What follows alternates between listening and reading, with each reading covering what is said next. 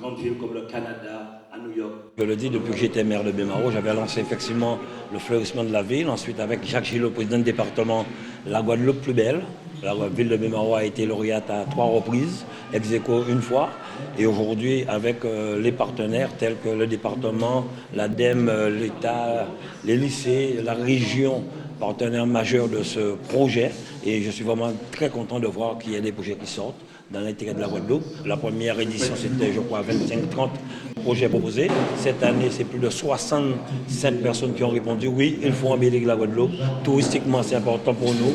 Pour l'environnement, c'est important pour nous. Nous allons vers la transition écologique, la transition géostratégique. Donc, je dis vraiment, nous sommes sur la bonne voie, mais on n'était pas obligé de lancer un appel à projet pour qu'on puisse prendre soin de la Guadeloupe. Mais si c'est par ce biais qu'il faut passer pour s'occuper de notre belle île, nous le ferons et nous continuerons. Et comme le disait Mme Duflo, nous allons augmenter les prix de manière à ce qu'il y ait plus de candidats, mais surtout que les écoles, les lycées puissent s'impliquer, les associations et plus de communes s'impliquer dans l'embellissement et la protection de l'environnement en Guadeloupe. Ce matin, nous sommes à l'espace régional du Rézé et quoi de plus magnifique que de démarrer sur une remise des prix pour récompenser les lauréats de l'appel à projet, un éco-projet pour la Guadeloupe qu'a lancé la région Guadeloupe en partenariat avec l'ADEAL, ce sont les services de l'État, l'Office de l'eau, le département, le CAUE et l'ADEME qui est l'Agence de la transition écologique.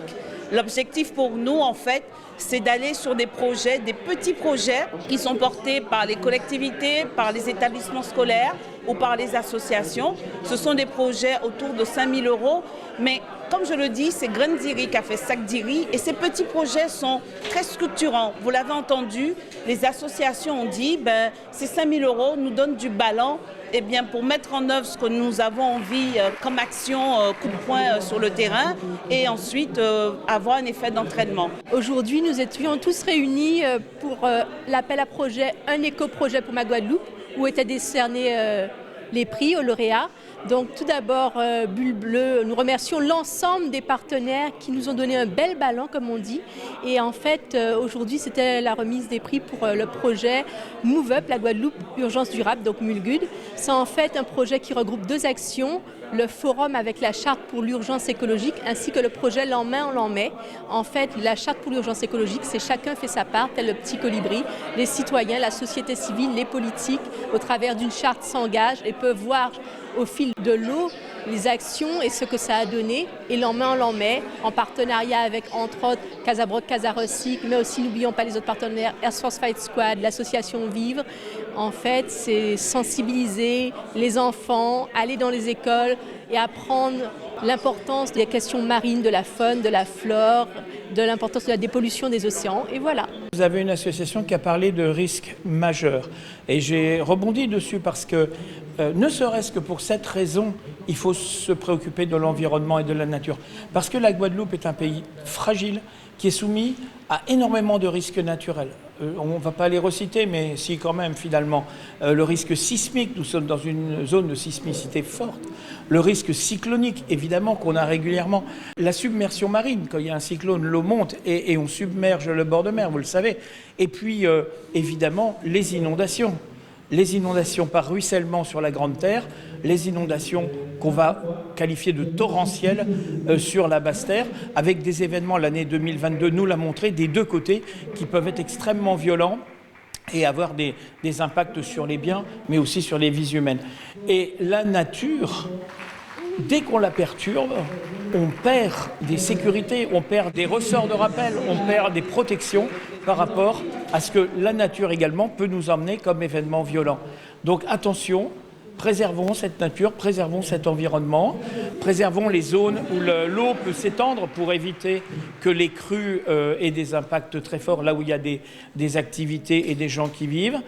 Préservons les mangroves et le récif corallien qui nous préserve de la houle et des agressions de la mer, etc. Faisons attention à notre environnement, rien que pour ça. Mais au-delà de ça, la Guadeloupe, c'est un très beau pays. Et l'environnement, c'est aussi la beauté de notre environnement, le confort de vivre, la qualité de vie. Voilà, on peut le prendre de tous les côtés. L'environnement, c'est le cœur de notre vie collective.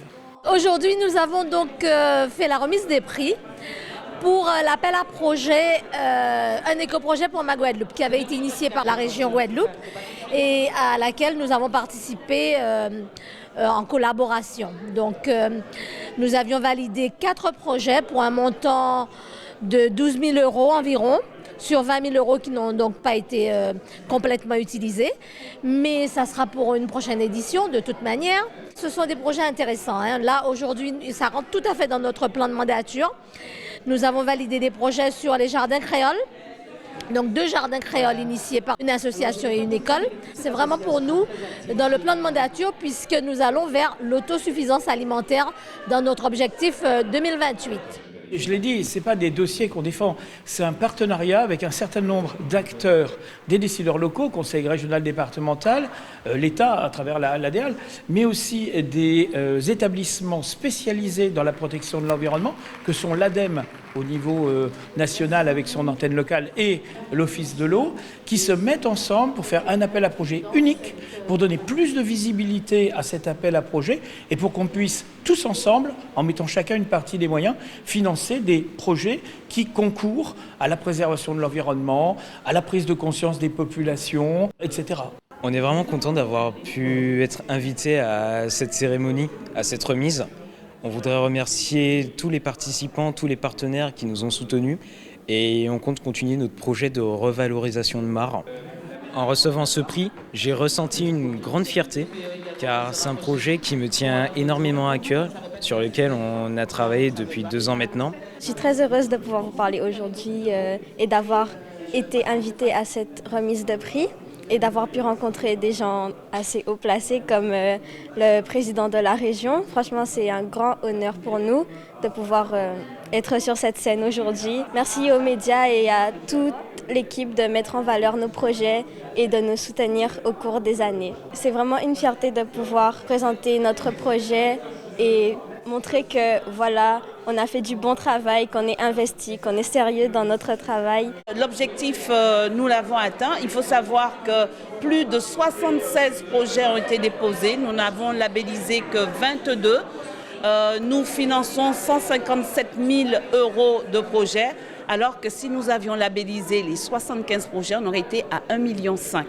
Donc c'est vous dire qu'on a de la marge de progression et que le président de région s'est engagé justement à augmenter l'enveloppe sur cet appel à projet. Et donc d'une manière générale, la région Guadeloupe s'engage dans la transition écologique aux côtés de la population parce que c'est ce genre de petit appel à projet qui mobilise le citoyen dans son environnement immédiat. Parce que c'est vrai, il y a la biodiversité exceptionnelle, mais il y a aussi la biodiversité ordinaire avec les jardins créoles. Et tout ça, c'est notre patrimoine culturel, c'est notre patrimoine, je dirais, planétaire. Alors voilà, roulez pour l'année 2023. Plein de projets. Nous avons entendu dire que les fonds verts arrivent avec 13 millions d'euros dédiés pour la Guadeloupe, donc 5 millions sanctuarisés uniquement pour la biodiversité. Et nous, au niveau de la région Guadeloupe, il y a les fonds régionaux évidemment, mais il y a aussi les fonds européens. Et minimum, nous avons sanctuarisé 8 millions d'euros de projets que vont pouvoir réclamer les porteurs de projets, les associations, les collectivités ou alors les écoles. Donc voilà, nous sommes là et nous roulons pour notre biodiversité. Nous respirons et nous vibrons au rythme de la biodiversité. On parle souvent d'autonomie alimentaire. On s'est rendu compte que la plupart de nos jeunes ne maîtrisent pas les aliments que nous avons. Je vois la manioc, le fruit à pain, les ignames. J'ai proposé de lancer un concours de jardin créole dans les lycées, dans les 24 lycées, mais peut-être les lycées aussi privés.